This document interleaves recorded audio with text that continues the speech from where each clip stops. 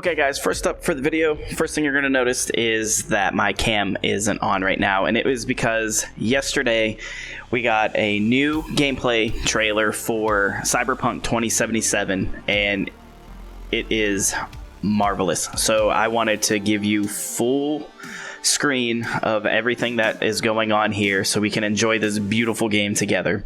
Yes, this is the Xbox One X that this is being played on. However, the PS5 version is going to look just as good, if not better. Now, the thing that just jumps out at me is the landscape of this game and the environment. I mean, the city just looks amazing. The cars all look really cool and futuristic, of course, because it's a futuristic game, but I cannot wait to dive into this world, and I can just tell that once I'm in there, I'm just going to be sucked in, and I'm just not going to want to leave, basically. But yeah, this game, I'm super pumped, super hyped for this game, and I'm going to leave this up and running as I go over a few things here. So one of the things I thought that was pretty interesting is Ubisoft has a new wrap-up feature that breaks down your game activities from the past 5 years. And it'll give you stuff as long as you have had your Uplay account, which is now called Ubisoft Connect, connected with these games while they were playing. It'll give you a breakdown of the games you were playing, how long you played in each game, different achievements that you had, and more details. I'll provide a link in the description down below that'll take you right to the wrap-up feature where you can simply just log into your Ubisoft Connect account and go right into it. Another thing that I was looking up and I ended up seeing today was there's going to be a list of things that you're going to want to do with your PS4 prior to getting your PS5, especially if you plan on trading your PS4 in. First off, you're going to want to move all of your PlayStation 4 games over to external storage. Now, you do this simply by connecting an external hard drive to it and then go ahead and formatting it. But make sure everything that is on that hard drive that you want is off, because once you format that hard drive, it's going to be wiped clean and you're not going to be able to get the stuff back. After you transfer all your games over to external storage, you're also going to want to move your game saves over. Now, there's two ways you can do this. First off, if you have a PlayStation Plus account, you can upload it to the cloud, which is real easy to do through the settings. I'll provide a website in the link. A website link in the description down below that'll tell you step by step everything that you need to do in order to get all this transferred over. And if you're not a PlayStation Plus member, another option that you have is you can back it up to an external hard drive like you did with the games that I just previously mentioned. After you get done with that, you're going to want to sync your trophies. That's super simple. That you just go to your profile, go over to where your trophies are, select it. Once you get into where your trophies are, you hit the options button and it's right there where it says that you can sync it. It's super easy. Another thing you may want to do is any saved screenshots or videos that you have sitting on your console, you're going to want to transfer those over as well, and those get transferred over the same way as the game data does, where you'll have to copy it over to a external USB drive. This might be something that you have overlooked too. You want to make sure that you know what your sign-in credentials are. I know, like myself, I have it all programmed to as soon as I boot up my PlayStation, it just automatically logs me in. So you want to make sure that you know what your password is, because when you sign into your PS5 for the first time, you're going to have to log into your PSN account. Also, make sure that you have your two-factor authentication straightened out before you use it, because that could cause a little hiccup in the process. And if all else fails, you'll just have to go through the very popular forgot my password link and go through that nightmare.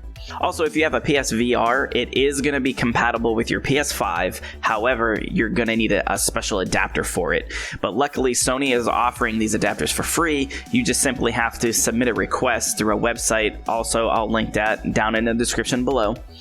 And make sure that you have your serial number. Now, that can be found on the back of the black box where you connect the HDMI ports to go through the headset. It's right there on the back at the bottom, super easy to find. and just plug in all your information. And I don't know how long it'll take them to get it to you, but at least you know you're getting a free one. And lastly, something that could be easily overlooked is the PS5. It's a big boy. It's pretty hefty. It's a lot bigger than the PS4 Pro, and it's going to take up more room. So you're going to want to make sure that you have a nice area set aside for you to put that in, whether it be on your desktop where you can stream with your PC, or whether you want to set it up on some furniture next to your TV, whatever it is that you want to do.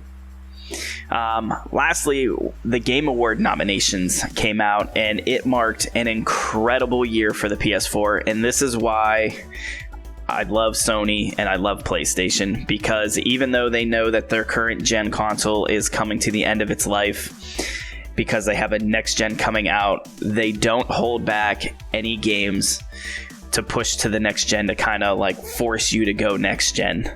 So the Game Awards, they revealed the nominations for this year's show, and games you can only play on PS4 lead the pack.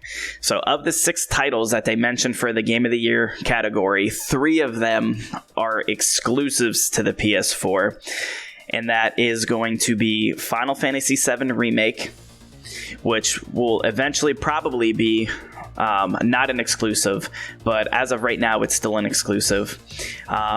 You got The Last of Us Part 2 and Ghost of Tsushima. Now, Last of Us 2 is taking up a lot of the nominations. It has 10 nominations across various categories, while Ghost of Tsushima has 7 across different categories. Now, the other 3 games in the Game of the Year category are Doom Eternal, Hades, and Animal Crossing New Horizons. So of the 6 games that are mentioned for Game of the Year, I personally am going to give my vote to The Last of Us Part 2. That story was super engaging. I really enjoyed that game. If you haven't played it, I highly encourage that you check it out.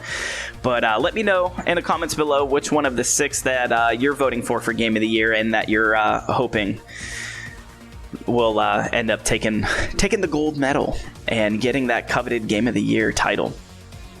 Now, that's going to do it for me today. As a reminder, I stream on Twitch every Monday, Wednesday, and Friday.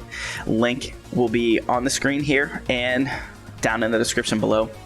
Also below will be a link to my Discord server, where you will get notifications every time I go live on Twitch or every time I post a new YouTube video. Likes on videos are always appreciated. And if you haven't subscribed yet, do so in the bubble and the left side of the screen there. And after you subscribe, go ahead and hit that bell so you also get notifications anytime I post a new video. Down below in the 2 videos posted is going to be my most recent video, and up above that is going to be something that YouTube thinks you'll enjoy. And remember, be kind and love everybody. Have a good one.